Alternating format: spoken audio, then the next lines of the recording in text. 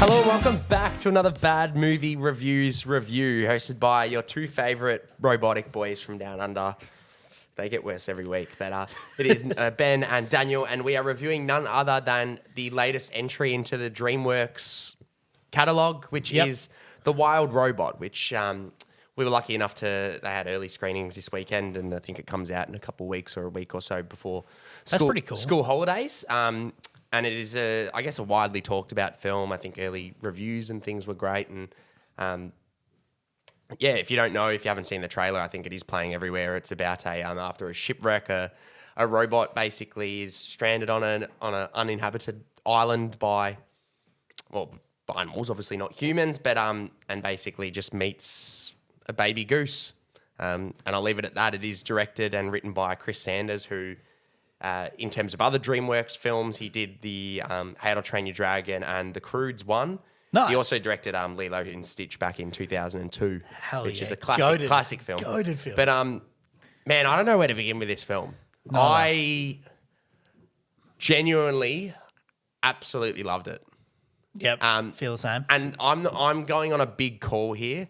I love a lot of DreamWorks films. You know, we're talking about not so much recently, but last probably good DreamWorks film I had a really good time with was obviously Puss in Boots, Last Wish. Yeah. And I also enjoyed The Bad Guys. But before that, it would probably be, How to Train Your Dragon, The Kung Fu Pandas. It goes back, well, Shrek, you're going back to 2004. But they've had a few films here and there which have been big hits critically. Yep. Not so much financially.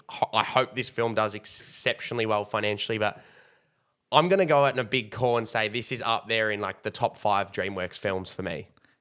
I love obviously Shrek 2. I love Puss in Boots. I love some of the Kung Fu Pandas films, How to Train Your Dragon. But everything about this film I just absolutely adored. It was beautiful, wasn't it? It really hit hard. I think it's just firing on all cylinders.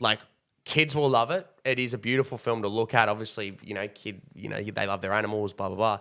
But visually, the film is incredibly impressive. It looks gorgeous. The animation style, I don't know, what other film I can reference to that. But if you've seen the trailer, if you've seen the posters, it's a beautiful animation style. But the voice work is fantastic. I thought Lupita Nyong'o, who played Roz, you've also got Pedro Pascal as Fink. You got Bill Nighy even in there, Matt Berry, as you said. You got Mark Hamill in there. You've got who does Mark Hamill play? Thorne. I don't know who Thorne is, but I was just reading. Yeah.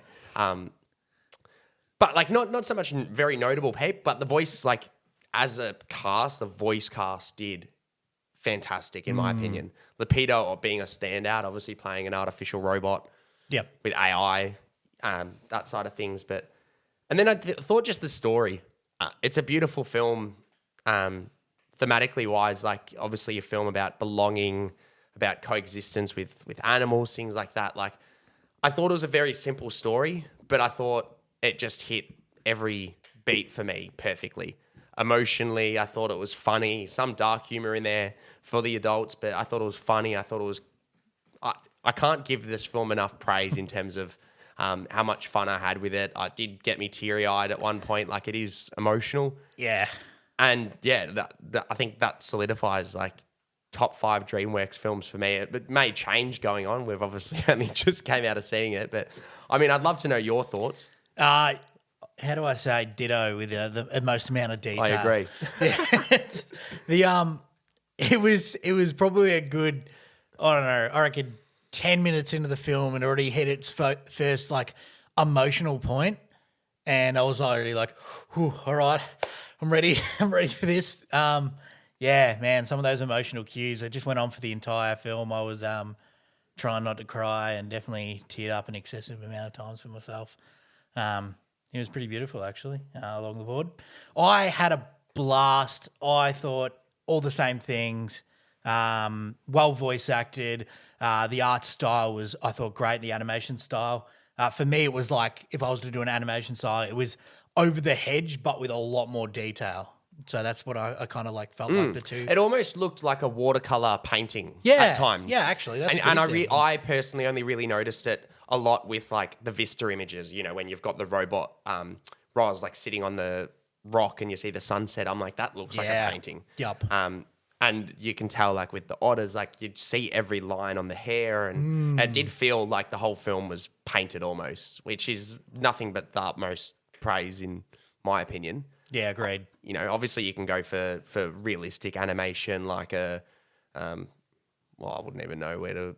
You can go for like that Inside Out style animation where it's obviously just looks good and it's animated, or you can obviously have your Transformers 1, which we recently saw. That's obviously kind of felt.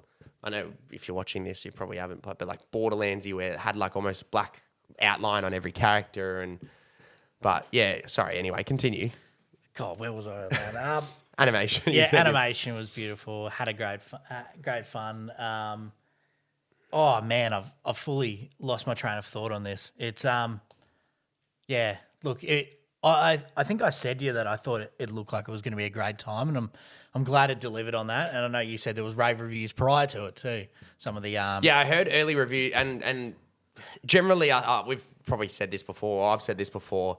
Usually, when a film shows at a film festival and has its world premiere at a film festival, it's generally a good sign. I think this had a premiere at like Toronto Film Festival, which was like 2 weeks ago, and then I think that's where the first reviews have come out of, and they're all glowing. They're all fantastic, and I think it's a return to form. And I just hope.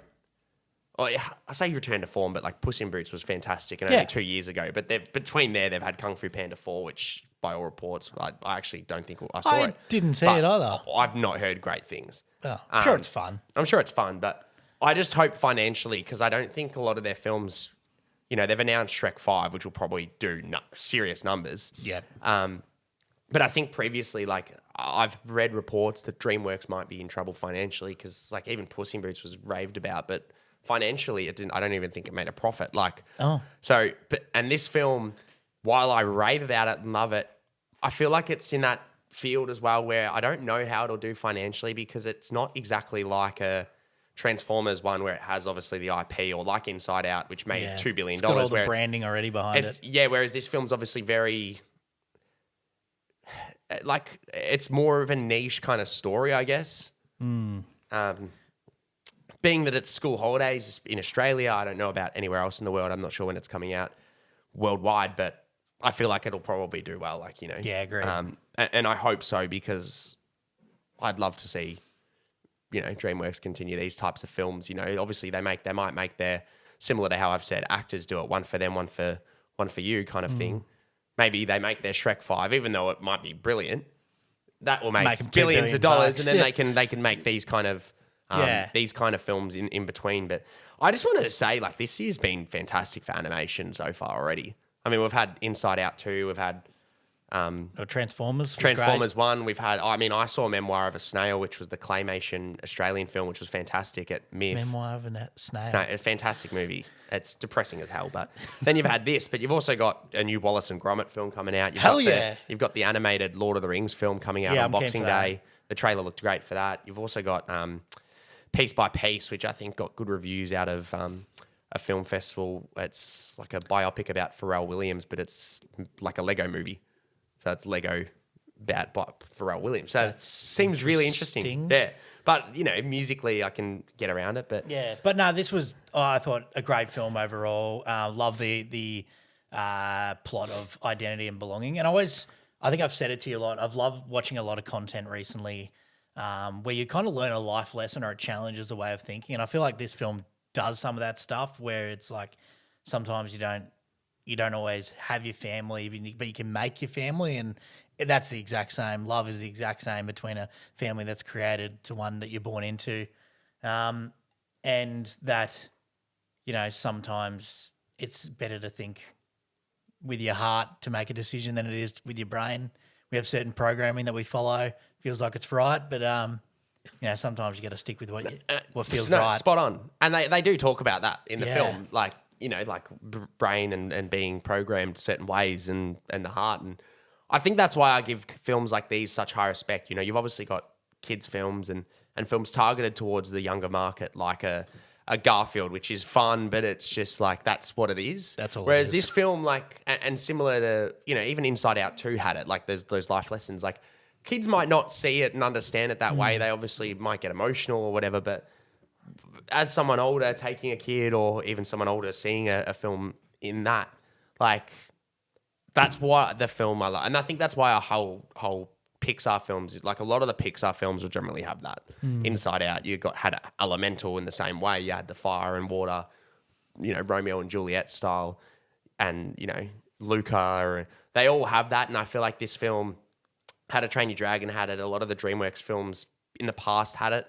Puss in Boots was incredible, but it did a little bit. But that was more of like a phenomenal just film in general. But I can't give this film enough praise. I would not be surprised if like it won, best animated feature at Oscars. It's that good for me. And I would not be surprised if it's in my, top 10, top 15, top 20. I don't know what we'll do at the end of the year if we make that video. I would not be surprised if it's in my top films of the year. Yeah, cool. And I'm sure, you're looking at me like that's a big call. And No, I'm not. But you're probably thinking the same. You're probably putting it at number 2 behind Dune Part 2. But I don't know if Dune's my number 2, but anyway, that's a conversation. No, Dune's probably number 1. Oh, sorry, number 1. I don't know if it's my number 1. Yeah. That's a conversation for a different time. No, but I can't give this film enough praise. If when it comes out, please go see it. Please support films like this. As the best way I can put it is, it's probably a big budget. I don't know its budget, but it's got a big animation studio behind it, but it had the heart and the warmth and feel of like an indie film.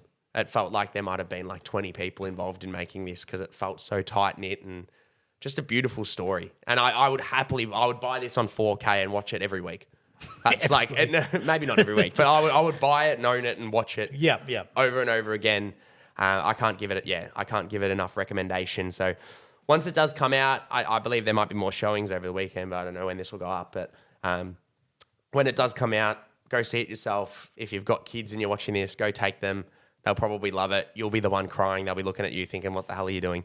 But no, comment below once you've seen it. Let us know what you think. If you agree, if you don't, we don't care. But if you like the video, give it a like, subscribe for more of our reviews and content, and we'll see you next time. Thanks, guys.